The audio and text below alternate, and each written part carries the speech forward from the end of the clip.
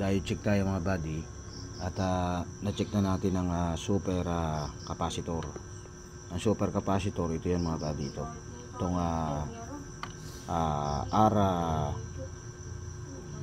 R ano natin, R22J, yan, super capacitor yan, mula sa R278 hanggang dito, mga super capacitor yan. Kaya marami yan mga buddy. So na-check na natin yan. Ang standard value niyan ay 22 ohms, 0.22 ohms. So ito, mga sira na yan mga buddy, na-check na natin yan. So dito naman tayo sa diode check tayo mga buddy. Ayan, dito tayo sa diode check. So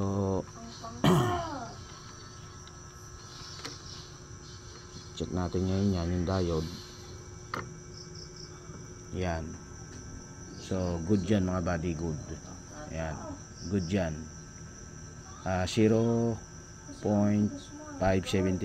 bias. Yan. Yan mga buddy.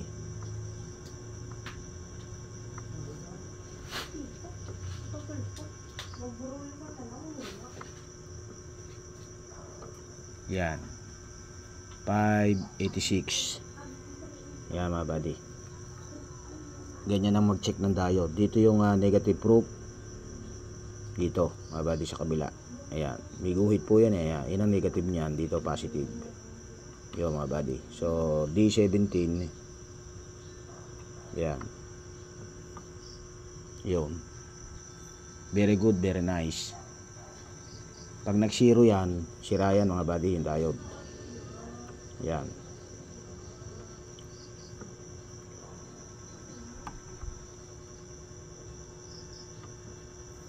Yung yan mga buddy, 589 bias, good yan. Okay.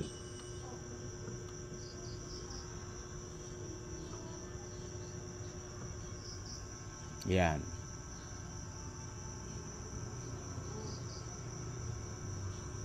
So very good. Yan. Pasok pa sa value yan. Ayan. Okay ang diode mga buddy. Ayan. Okay mga buddy.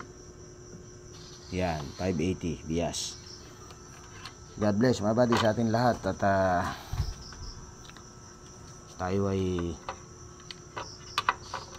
maghapon tayo nag-check nito mga buddy. Itong ating pump controller ng bali ang trouble nito ay voltage drop. So